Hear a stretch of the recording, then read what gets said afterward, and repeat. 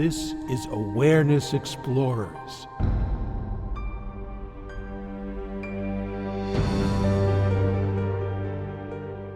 Welcome back, fellow explorers, to Awareness Explorers. I'm your co-host, Jonathan Robinson, and with my friend and co-host, Brian Tom O'Connor. We got that part down. We've been doing it for a while, almost 7 years now, and somehow we managed to not talk about this very important topic we're going to talk about today, which is intuition, all things intuition, what it is, how to access it, how to know it's different from your normal thought process, everything we can think of about how to access intuition and its relationship to awakening.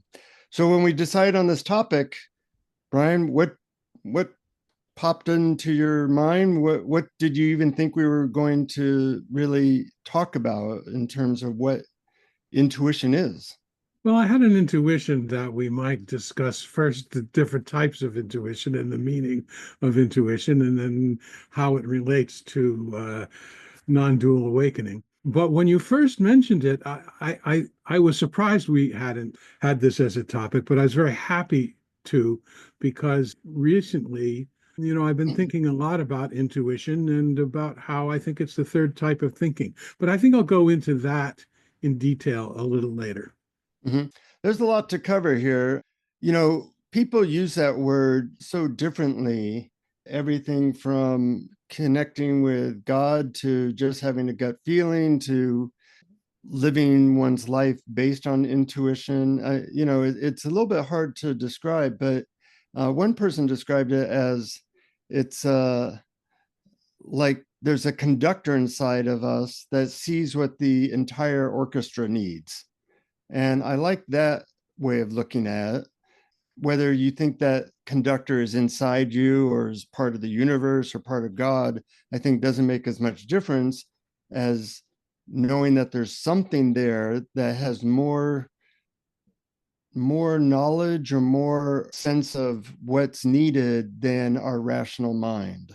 And in Western cultures, Western cultures, we often, our default is our rational mind. And if you look at the world, that hasn't done that great a job, it seems. Yes, that's true. Well, it's done very well in certain practical things. I mean, especially scientific inventions and in medicine and stuff like that. So it has done a very good job. But even in fields like science, it's very well known, and a lot of scientists even have reported this, that a lot of times when they're facing a thorny problem that they don't have an answer to, they give it a rest and Yeah. allow intuition to supply an answer in its own time at another time. So I think that I think that they're not incompatible. Right. And well, shall we use the two-wing analogy for the 200th time? That Why not? rational mind, yin, and perhaps intuitive mind or sense of things can really be complementary and create a more balanced life. When I work with clients as a therapist and I talk about intuition, the number one question that comes up for people is, well, how do you differentiate intuitive insight and information from your normal, regular, rational thought? And I have my pat answers, but I'm curious what you would say to that. Well, I think that a lot of it has to do with how it feels. Um, Rational thought usually involves triggering a whole set of thoughts that you follow and you continue, and they kind of spin. There's also a sense in rational thinking that there's a problem that needs to be solved. And intuitive thought seems to me, at least in my experience, to not trigger that whole stream of rational thinking, and also not to be involved in the kind of tension or inner clutching that is involved with problem solving. What do you think? Well, I think those are all good dots that point in the right direction. I think that there's several. First of all, I think it can be different for different people. Yeah. But things to look for are, as you said, rational thought tends to be kind of linear. You're trying to figure it out, and figuring it out is very different than intuition. So when I get an intuitive hit, there's more like a feeling of a knowingness in my body or mind. Also, I notice that with intuition, it tends to be like almost instantaneous, like an aha moment. Whereas it's not that I had various thoughts that then led to a conclusion. It's like a download that just hits me and then I have to unpack it. Hmm. Um, but I've gotten intuitive insights and information in different ways. Sometimes I've actually heard it as a voice, which really surprised me. Hmm. Like something deeper. It didn't sound like my normal thought. It sounded like, you know, God talking to me or something deeper. It was very interesting. And in fact, three of my books, I felt like I was told to write, and I had no sense of writing a book on that topic until it was kind of given to me when I asked what's the next thing for me to do. So that's one way. Another way, though, is that feeling of something just being right in my body, or an expansive, energized feeling like, yes. And it might even be that I don't like the intuitive insight or a task, but I know that it's right in a certain way. So I look for that. And as I said, it tends to be kind of quick or instantaneous in a certain way. So it can it feels expansive as opposed to contracted. Those are some of the things that I look for that differentiate it from other thoughts. Yeah, it makes a great deal of sense, especially how it's not a chain of cause and effect like linear or rational thinking can be. Also, the idea I think is important that it has its own timeline. It comes to you out of the blue, so to speak, when you Hmm. least expect it. It's not anything that you can say, okay, I'm going to have an intuition now. And it usually comes during quiet moments. I at least that's in my experience, although not always. I think it can come anytime. I think it has its own rules. Yeah, I'm wearing a t-shirt now that says, "The quieter you become, the more you can hear." It's a quote from Ram Dass. Love it. And I do believe that that's true. You're more likely to hear intuition if your mind's quiet. So, after meditation or a walk in nature, sometimes certain drugs or medicines can help.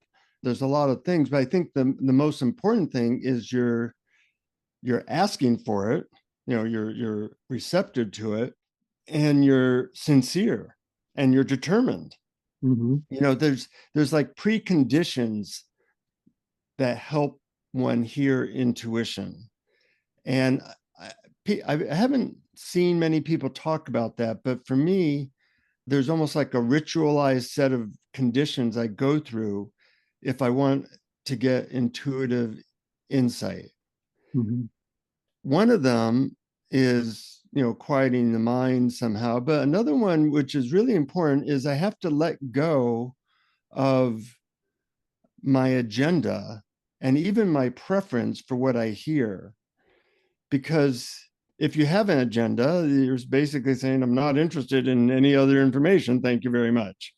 So people forget that. So I go through, okay, I am going to let go of what I rationally want or what I think, and I'm receptive to hearing whatever comes my way. And that's a letting go of one's preferences, one's agenda, also letting go of like even the results, like it must go this way, or I must hear it now, like you said, that open a timeline. So if I ask a question like, how can I be of service now, which is a question I often ask, I might not get anything. And then, 2 hours later, it occurs to me, or a week later, it occurs to me in a flash. So letting go of when I'm going to get it, those are all my preconditions. I'm wondering what might show up for you. Well, I think you pretty much nailed them all. As a matter of fact, later on at the end of our podcast, I'm going to do a guided meditation about that very thing, creating a fertile ground, creating the preconditions, and all the things, expectations, control, quietness, openness, they're all there. Hmm. Hmm. And, I was talking to my wife and she said something interesting. She said determination. You know, I've been given some very powerful intuitive downloads of books, of videos. And when I've gotten that, they've been very successful. I wondered, like, why am I getting that versus somebody else?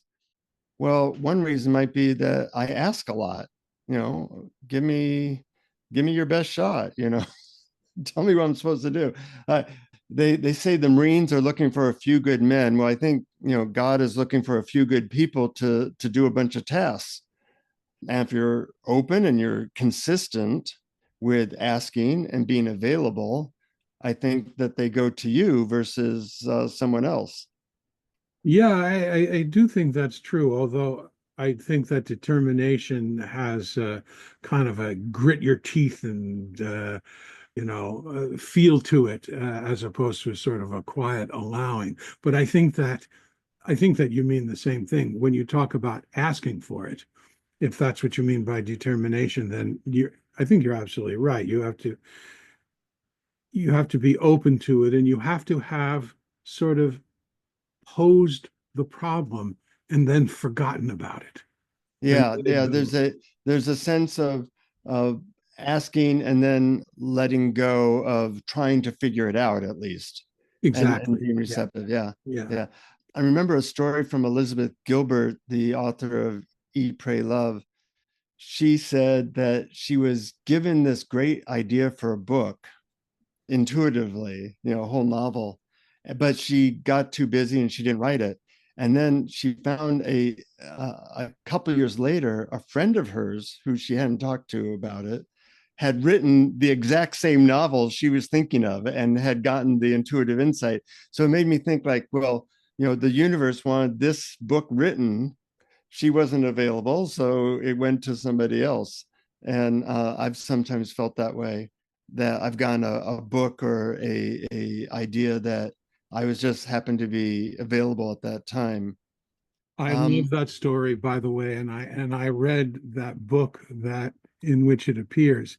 I think that the book, I think uh-huh. it's called yeah, one of my favorite books in the world. I think it's called Big Magic, and that story. And the other author was quite a famous author as well, although I don't Yeah. remember her name right now. It might have been Ann Pritchett, but I'm not Yeah, positive about yeah, I that. think that it might have been absolutely. And Patchett. Yeah, it's like the idea was there waiting for someone to accept it. And if that person chose not to accept it, it went to someone else. Exactly. Yeah. I think it can work like that. So one question I have is all the different ways to access it. We've talked about some of the preconditions, and I've mentioned that you have to ask a question like, how can I be of service, or what do I need to know in this relationship, or once I asked, how can I make a lot of money, and I asked that for like a month, and then I got a task. I've told this story before. I got a task to do a video about tantric sexuality. And at the time, I was living in my van and I didn't have any money. The video was going to cost tens of thousands of dollars to make. And I didn't know anything about video. And my girlfriend said I didn't know anything about sex. But I was able to follow my intuition and do this video. And it ended up on the cover of Newsweek and made me a lot of money. And it was nowhere in my brain that I should do a video. There was nowhere in my brain that I could do a video about sexuality or tantra. It wasn't even a subject I knew anything about. And yet, I wasn't doing anything. I was living in my van, meditating a few hours a day. So I was available and asking the right question. But sometimes it can come through synchronicity or signs. I'll tell one story. Many years ago, I'd been with this girlfriend for about 3 years, I knew she wanted to get married. And I knew I had to decide, do I want to marry her or not? And so, I asked my intuition, should I get married? Nothing. You know, Actually, I did get something that what the topic or what I got was that I should go to my favorite spot in the Redwoods, which involved a 6 mile hike, and camp out until it was clear. So I did that. I said, well, okay. So I go 6 miles backpacking to a site, and it's in the middle of nowhere in the big redwood forest, and there's one other guy camping there. So I talk to him and I say, so what brings you here? And this is almost a quote. He says, 10 years ago I was trying to decide whether to marry a certain woman, and in order to please her I did, and it's been a disaster ever since. And I really shouldn't have married her, and my whole life is ruined. So I'm trying to figure out what to do now. Well, I took that as a sign. Well, you So might. yeah. So thank you very much. I left the next morning, and it was, of course, hard to tell her I don't want to marry you. Eventually met my wife. We've been married 23 years, and that's been great. But if you ask for a sign, if I don't get an immediate answer, I'll say, give me a sign the next week. I've done this several times, and it has not been subtle. The signs have sometimes been like, a piano landing on my head. It was so clear. Have you had experiences like that? Um, Actually, I have. I can't think of them right now. I usually don't think of intuition quite that way. Mm-hmm. Mine is a lot more subtle. For example, if I have to make a decision and I've weighed all the pros and cons in my mind and ended up feeling that the pros equal the cons and I didn't make a decision, then I let it go. I say, okay, I'm not deciding now. And I think about something else. And then in its own time, by surprise, the decision just appears in my head and the feeling that it's the right one. Yeah. And oh, okay, good. Decision made, done. And it usually does turn out to be the right one. So it's not so much signs that come outside, but a little voice in my head Mm-hmm. Yeah. And a direct knowing. and a direct knowing. Yeah. But there Yeah. is one thing I wanted to talk about intuitions that I think is important in that I didn't used to think of them as a separate kind of thought. And what I mean is, I used to think that thought, and by thought, I mean verbal thought, the words going through your mind, Mm-hmm. that there were two kinds, and one was an obstacle to self realization, and one didn't matter. And the one that didn't matter that we just have to do are the practical thoughts. Okay, let's see. My plane leaves at such and such a time. It's going to take this long to get to the airport. I need to leave the house by such and such a time.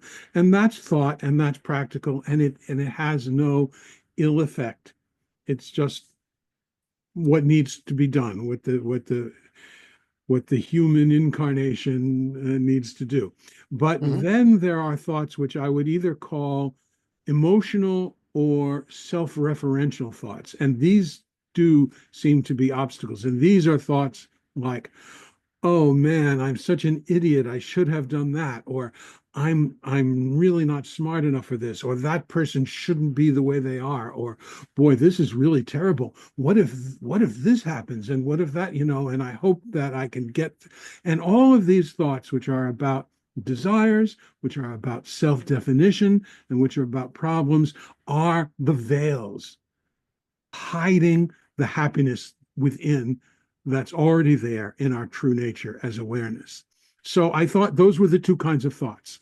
Mm-hmm. And then one day I was doing a transmission meditation from Gareth Dignam, where he was supposedly transmitting the sat force or the supramental force. And I was just very quiet, and it was a nonverbal meditation. And I was Mm-hmm. sitting there quietly thinking about the sat force, and then a voice appeared in my head. And the voice said, the sat force is not out there, it's inside you. And it is you. Hmm. And that was words in my head, but it didn't fit into either of the previous categories. So that's when I realized, wow, there are three types, and that intuitive voice is not an obstacle. It's just the opposite. It's an aid. It's something that comes to help point you in the right direction where your true nature as awareness is, at least in my experience. Yeah, that's a great story. How was that voice differentiated from other thoughts? What made it different? What made it different is that it didn't come about through a process. It Hmm. didn't come about through cause and effect. It came out of the blue. Hmm. And I don't think that it sounded different. It wasn't like it was someone else's voice, but Hmm. it felt to me like an authentic inner voice saying the truth, as opposed to a voice that just really didn't know and was trying to figure out. Yeah, yeah. We could call it the still small voice within. Uh, Absolutely. I've had maybe a dozen of those experiences over time where that wasn't anything like my other thoughts, and given very precise directions that way, which have helped guide my life and also some of my work. And I find it fascinating how to describe that as different than the other thoughts. And some, like once I'm meditating and I ask, well, how can I be of service? And I actually, in this case, I heard a voice that sounded like not like my thoughts. It said, take notes. I was deeply in bliss. I didn't want to get up, but I finally, got a piece of paper and pen. And basically, this thing dictated 200 questions, spiritual questions mostly. Mhm. I was there for an hour and a half just taking notes. Next question. Okay. And I said, well, what do I do with this? And it said, it's a book. So that's the history of my book called it was The Little Book of Big Questions, or Life's Big Questions. Became a New York Times bestseller after Oprah devoted a couple shows to it. And it was, I had never had any experience like channeling before, but that was an interesting experience. And then it made me curious, like, well, maybe I should try to access that more often, because it can be magical. And it made me question, where is that coming from? What's going on there? Mhm. That is, that something inside me? Is that direct from God? Is it angels? Is it my subconscious working in a certain way? What's your thoughts about that? Well, I have similar experiences, although not quite a complete book at a time. But for instance, when we're planning to include a guided meditation at the end of a particular podcast episode, I will sit down very quietly and just rest as awareness. Hmm. And the idea for the meditation will come surprised, but very reliably. Hmm. And I will sit down and start typing, and it will all flow. And there were chapters of both of the books that I've written that happened that way, although I don't know about the entire book. So Yeah. my experience is very similar. And also the same thing with problems that I mentioned before. I don't know the answer to a problem, and I let it go, and the answer comes. Yeah, I think of it as a continuum. You could say on one side is it's coming from your deeper self or your subconscious. On the other side, it's coming from total mystery, like it just is out of the blue. You don't have any clue as to how that showed up. Absolutely. And I think people experience that differently. And I think they're both valid. This is coming from my inner self, my more knowing, wiser inner self, or what seems more likely to me, this is coming from the larger self, the universal awareness. Which makes me think that, there's a layer of reality that we all can tune into, but if we don't have like a ritual for doing so consistently, we're not tuning into that reality, Mm-hmm. So I think it can be connected to our ritual episode we did a couple times ago, where that's just part of your practice, is listening, both in maybe after meditation, but also throughout your day. Like I noticed that now that I don't work as much, I'll just ask, so what feels right to do now? Mm-hmm. I'm not on a schedule as much. Oh, it feels right to go to the gym, or it feels right to call my friend. And then Mm-hmm. I call my friend, and my friend says, "Oh, I was just thinking about you." It's like that. So a lot of times I think if you listen to and access that intuitive layer, your life just flows better and more in sync with your rhythm, and you feel more alive versus, okay, what do I have to do next? Oh, Mm-hmm. okay, I got to do this. But we've kind of lost that for many of us until maybe we retire or something. Yeah, well, that's certainly my experience. But one thing I'm curious about is, what do you think? Are there people for whom intuition doesn't really work? I mean, people who go with their gut instincts and they're always terrible decisions, and because it would be much better for these people to have worked it out rationally. Is that the case for some? Well, it's hard to say because we haven't done a study on that. I was listening to a book by Shakti Gawain where she said something that I thought was interesting. She said, intuition is always right, but our ability to decipher it can be very poor. So, you might be, so I don't know the answer to that, but it does seem like some people think, oh, I got an intuitive hit on something, and it turns out to be a disaster. So I take it as one piece of information. Rational thoughts, one piece of information. If I'm thinking of if I get what I think is an intuitive hit, I might check it out with a friend that I trust. Right. Or does this make any sense? Interestingly enough, about a year ago, I was going to do this major long workshop with a big organization. And I was going to get paid a huge amount of money for doing something that looked like something I would really like to do. But my intuition kept saying, no, don't do it. Don't, no, no, no, and it made no sense to me. I'm getting paid like $250,000 to do this workshop on MDMA, for thousands of people or whatever, or hundreds of people, I don't know.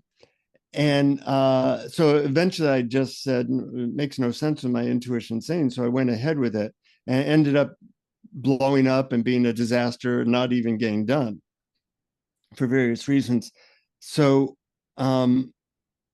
I've learned to listen to my intuition because it's usually ends up being correct. you Yes, I know, think uh, you do have to base it on your experience. And yeah, perhaps there are two types of people. If you have gone with your intuition many times and over, it's led you astray, then maybe you're the type of person who really needs a little bit more critical thinking. yeah, But if yeah. you're the type of person who's always in the mind and always trying to analyze everything, and everything that you analyze doesn't turn out well, maybe you need to quiet down and listen to your intuition a little more. So I think it could be, it really could depend on on each person's base state. I totally agree. I think that's a good way of looking at, um, and you can do this in any area. Listen to your intuition. What food feels good? You know, how should I exercise? Get intuitive insight in that. What job should I have? Mhm. What do I need to know in my relationships? I think that really it can be an aid to every area of life, and that most people they kind of box intuition into like maybe one or two areas rather than trying to access it for being your guru, your guidance. Mm-hmm. Yeah. It occurs to me that there are places where intuition might not be the best choice. And they has to do mostly with gambling or playing the stock market or something. Uh-huh. You have to know, how often is your intuition right about those things? And you just have to seriously ask that question. And if the answer is hardly ever, then maybe intuition is not your best tool in that one area. Yeah, yeah. Although Hal Putoff recently did an interview with Joe Rogan, and he got a bunch of psychics together to try to figure out how silver futures would go, and they made a lot of money doing that. So there's a possibility it could be used in that way, but he Sure. thought it was immoral to do that, so he stopped. But Um, not all people are psychic. I don't believe I am, for example. I don't think I have that gift, although you never know. It may just be lying dormant. right, right, right. Um, what is the relationship of intuition to awakening and to one's true nature? Well, I think that the example that I gave earlier is the perfect example. It sort of turns our attention, or it can, from what you're looking at to what's looking, like that voice that I had during that transmission meditation that said, it's not out there, it's within you, and it is you. And I think that you have to first quiet that problem solving mind for a little bit, and you have to look within, and you have to practice awareness, being aware of awareness. And when you do that, then intuition says, okay, this is pure fertile ground for me, and it will come in. Mm-hmm. My answer would be a little bit different. So, knowing yourself as awareness or your true nature is a high vibration. And I see that and intuition also is a high vibration. So there's a bunch of overlap there.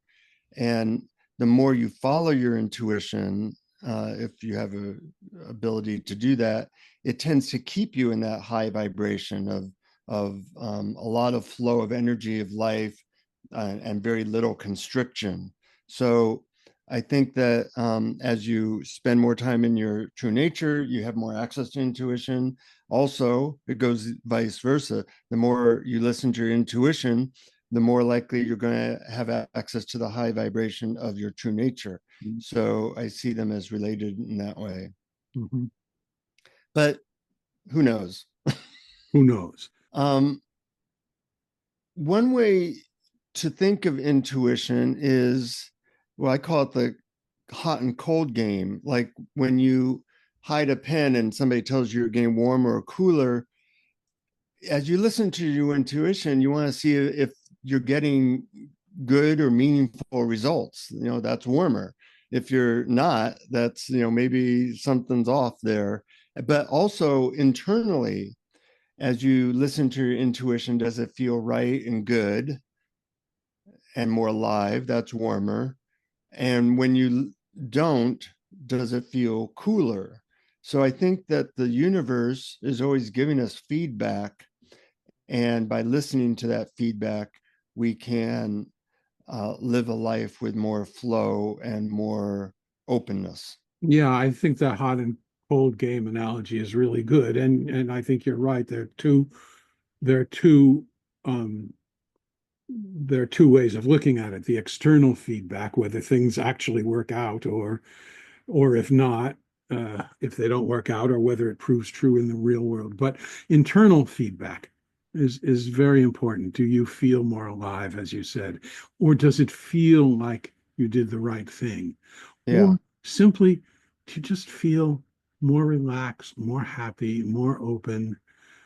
Is there more likely a smile to come to your face? And in even apart from intuition, I think that hot and cold game towards, do I just feel more joy, more delight, or simply more peace, Hmm. can be Yeah. our best guide. So we can ask our audience right now, does it intuitively feel right to support us on Patreon for that feels terrible. Anyway, but I no, love your really, segues, though. They're very creative. yes, yes, and usually a hard right turn or something. But yeah, we do give a lot of extra stuff to people who support us on Patreon, and if you're getting good stuff from this, feel free to join for as little as $1 a month, and we'll give you all the outtakes and extra interviews and articles and things like that. And you go to patreon.com/awareness explorers. Also, I like interacting with some of our Patreon supporters on a one-to-one level, just because they're so into it. So that's always fun. Um, I'm trying to think if there's anything else about this before we do a guided meditation. Well, I think that we talked about everything. Did we talk about did we talk about the source of Yeah, intuition? we use the one side is like mystery or God, the other side is more your subconscious or your deeper self, and that in a way that's a continuum in which some people might experience it as outside of them, and some people more inside of them. But I think more important than trying to decipher where it's coming from is how often you listen to it and what Mhm. results you get. Yeah, well, you're right. We did cover that. So I think that we're pretty good. I'm just glancing at my notes. Yeah, I think we touched all the bases that we planned to Think we touch. did. Yeah. Well, I'd love to hear what you intuitively came up with as an intuition meditation, and I will hungrily join in and see what shows up. Great. I'm glad you're hungry for it. I think that's nice. Okay, so this meditation I'm calling preparing the fertile ground for intuition. So first, as always, close your eyes if it's safe to do so. Take a nice, easy, deep breath and relax. Just like in the famous quote from Louis Pasteur, chance favors the prepared mind. It also can be said that intuition favors the prepared mind. But how do we prepare our minds for intuition? It's not something that can be forced. Instead, we gently let go of the obstacles to intuition, which mainly consist of analytical thinking, the desire for control, rigidity, hurry, expectations, attachment to desired outcomes, a sense of limited possibility, and the idea that we know what's best about everything. So let's take them one by one. But first, let's set the stage by asking a question that you would like some guidance on. It could be a decision you find difficult to make, or a spiritual question that you'd like some deeper understanding of, or just a problem you don't know how to solve. Take a few moments to pose the question to yourself.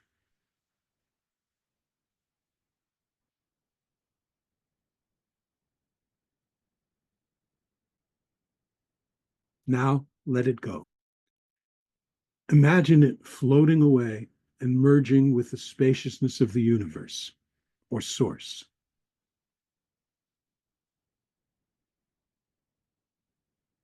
Now to the obstacles.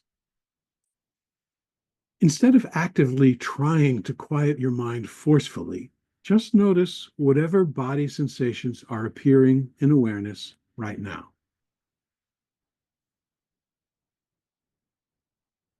See if you can notice them without labeling them.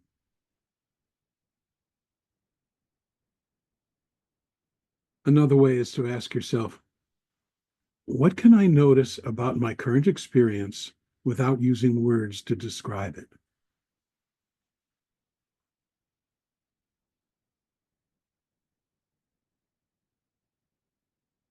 If thoughts about the past or thoughts about the future come up, simply return to the body sensations arising right now, wordlessly.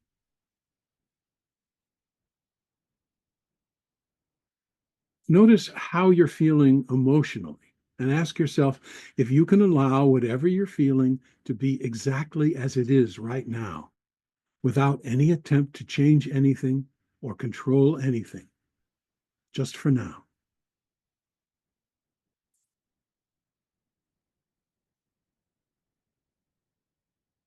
Scan your body to see if there's any tension or clutching, and if so, simply turn your attention to that spot and take a breath.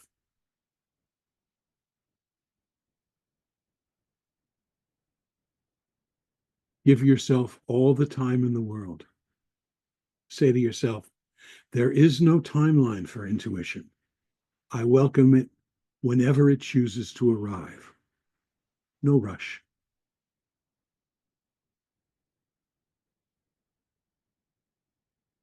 If you have any expectations about the content of the intuition or the form it may take, see if you can let that go as well.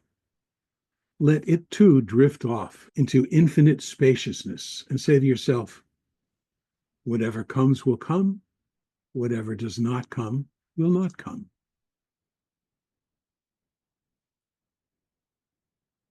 If you have any desire for a particular outcome, see if you can let that go as well.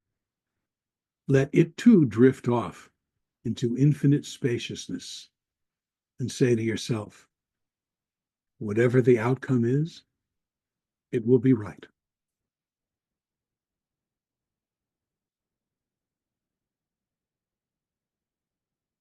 If you have an idea that something is not possible, take a step back into the awareness in which all experience appears and be that, knowing that I, awareness, am limitless, infinite, and all is possible.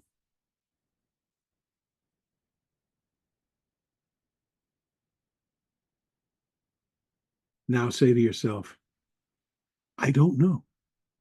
I have no idea of what's best. I have no idea of what's to come. Cultivate what's called don't know mind and return again to what you can notice in your current experience without using words to describe it.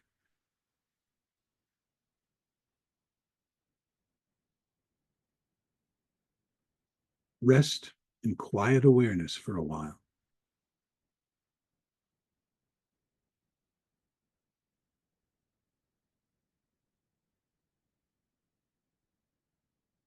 The intuitive answer may come right away, or it may come tomorrow or next week. There's no need to hurry. Intuition arises in its own time.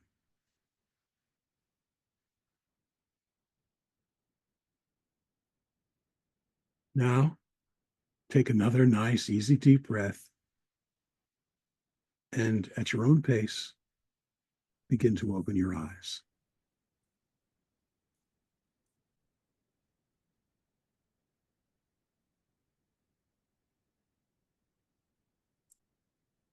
I really like that meditation because it sets all the preconditions to really listen to intuition. And I think that that's an underutilized or under acknowledged thing to really get intuitive insight. Yeah, I think so too. Yeah, And that's a good point that you make. It's underutilized. People don't realize that intuition is something that can be cultivated, not forced, but you can prepare the ground to make it fertile for intuition to come. absolutely. Yeah. Well, thank you for that. Good exploration. And if you have friends or family that you think could benefit from listening to their intuition and having access to it, feel free to forward this, tell them about it, because the world could use some intuitive, deeper insight in order to perhaps align with something higher than just our rational thought. Well said. And till next time, keep exploring. Keep exploring. Thank you for listening to Awareness Explorers. To learn more, you can check out our website at awarenessexplorers.com. Please subscribe to our podcast on your favorite podcast app. We'd love it if you would post a review. And please share our link on Facebook and with family and friends, because knowing yourself as awareness is the greatest gift you can give yourself or someone you love.